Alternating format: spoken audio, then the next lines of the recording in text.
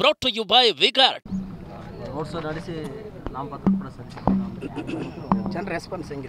ನೀವೇ ನೋಡಿದ್ರಲ್ಲ ಇಷ್ಟು ಮಟ್ಟ ಮಧ್ಯಾಹ್ನದಲ್ಲಿ ಇಂಥ ಸುಡು ಬಿಸಿಲಲ್ಲಿ ಯಾರೋ ಈ ಅದರಾಗ ವಿಶೇಷವಾಗಿ ಇವತ್ತು ಸುಮಾರು ನನ್ನ ಕ್ಷೇತ್ರದ 60ರಿಂದ 70 ಮದುವೆಗಳಿದಾವೆ.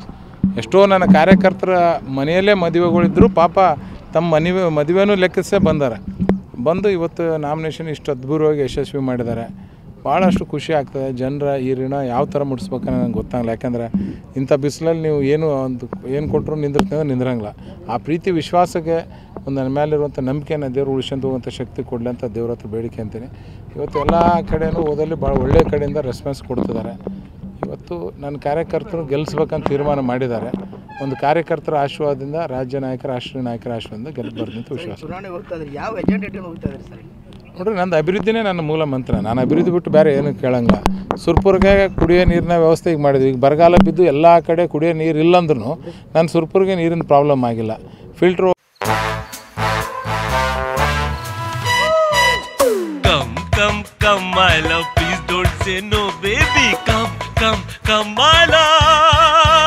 ವಿಗಾರ್ಡ್ ನ air coolers extra large cooling pad ನೊಂದಿಗೆ ಇದು ಎಂತೆಂಥವರನ್ನು ಕೂಲ್ ಆಗಿಸುತ್ತೆ. V Guard air coolers, long lasting cooling.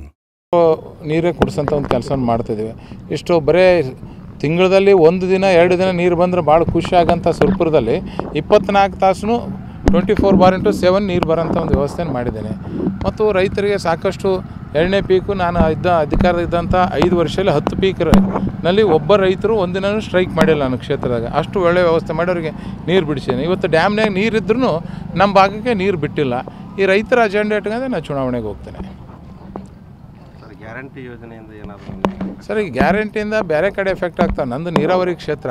ಇವತ್ತು ಒಬ್ಬ ಮಹಿಳೆಯರಿಗೂ ನಮ್ಮ ಹತ್ರ ಒಂದು ತಿಂಗಳಿಗೆ 15ರಿಂದ 20 ಸಾವಿರ ರೂಪಾಯಿ ನೀರಾವರಿಯಿಂದ ದುಡಿತಾರೆ ಒಬ್ಬ ಮಹಿಳೆ. ನಾನು ಹೇಳೋದು, ಅವರು ಕೂಲಿ ಕೆಲಸಕ್ಕೆ ಹೋದಂಥ ಸಂದರ್ಭದಲ್ಲಿ ಕವಳಿ ಹೆಚ್ಚಕ್ಕೆ ಹೋಗಲಿ, ಕವಳಿ ಸದಿ ತೆಗೆಯಕ್ಕೆ ಹೋಗಲಿ, ಅಲ್ಲಿ ಏನೇ ಕವಳಿ ಕೆಲಸಕ್ಕೆ ಹೋದರೆ ಅವರು ಗುತ್ತಿಗೆ ಆಧಾರ ಮೇಲೆ 600 ರೂಪಾಯಿಂದ 1000 ರೂಪಾಯಿ ಪರ್ ಡೇ ದುಡಿತಾರೆ. ಇಂಥವ್ರಿಗೆ ಯಾವ ಗ್ಯಾರಂಟಿ ಎಫೆಕ್ಟ್ ಆಗ್ತದೆ ಹೇಳ್ರಿ? ಯಾಕೆಂದರೆ ಅವರೇ ಜನರಿಗೆ 2 ಪೀಕ್ ನೀರು ಕೊಟ್ಟುಬಿಟ್ಟಿವಿ ಅಂದರೆ ಒಂದು ಪೀಕಿಗೆ ಏನಿಲ್ಲಪ್ಪ ಅಂತಂದ್ರು 15ರಿಂದ 20 ಸಾವಿರ ರೂಪಾಯಿ ಲೀಸ್ ಕೊಡ್ತಾರೆ 1 ಎಕರೆಗೆ.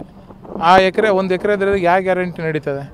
ನಮ್ಮ ರೈತರಿಗೆ 2 ಪೀಕ್ ಸಂಪೂರ್ಣವಾಗಿ ನಾವು ನೀರು ಕೊಟ್ಟುಬಿಟ್ಟಿವಿ ಅಂದರೆ ರೈತರೇ ಸರ್ಕಾರಕ್ಕೆ ಉಲ್ಟಾ 2-2 ಸಾವಿರ ರೂಪಾಯಿ ಕೊಡೋಂಥ ಒಂದು ಕೆಲಸ ಆಗ್ತದೆ.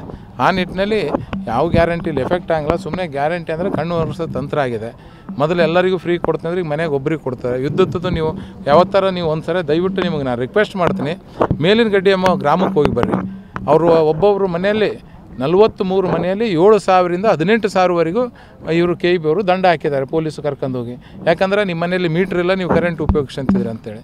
ನಾವು ಮೀಟ್ರ್ ಇಲ್ಲ ಅಂತಂದ್ರ ಮೇಲೆ ಮೀಟ್ರ್ ಕುಂದಿಸಿ ಕೊಡೋಂಥ ಸರ್ಕಾರ ಕೆಲಸ ಮಾಡ್ಬೇಕು. ಅದು ಬಿಟ್ಟು ದಂಡ ಹಾಕೋದು ಯಾವ ಲೆಕ್ಕ? ಒಂದು ಕಡೆ ಫ್ರೀ ಕೊಡ್ತೀನಿ ಅಂತ ಹೇಳ್ತಾರೆ, ಅದರ 100 ಪಟ್ಟು ದಂಡ ವಸೂಲು ಮಾಡಕತ್ತಾರೆ. ಇಂಥ ಒಂದು ಜನರಿಗೆ ಇದ್ರ ಬೇಸತ್ತಿದ್ದಾರೆ. ಹಾಗಾಗಿ ಜನರು ಈ ಸಲ ಸಂಪೂರ್ಣ ಒಳ್ಳೆ ಮತಗಳಿಂದ ನಮ್ಗೆ ಗೆಲ್ಲಿಸ್ತಾರೆ. Brought to you by Vigard.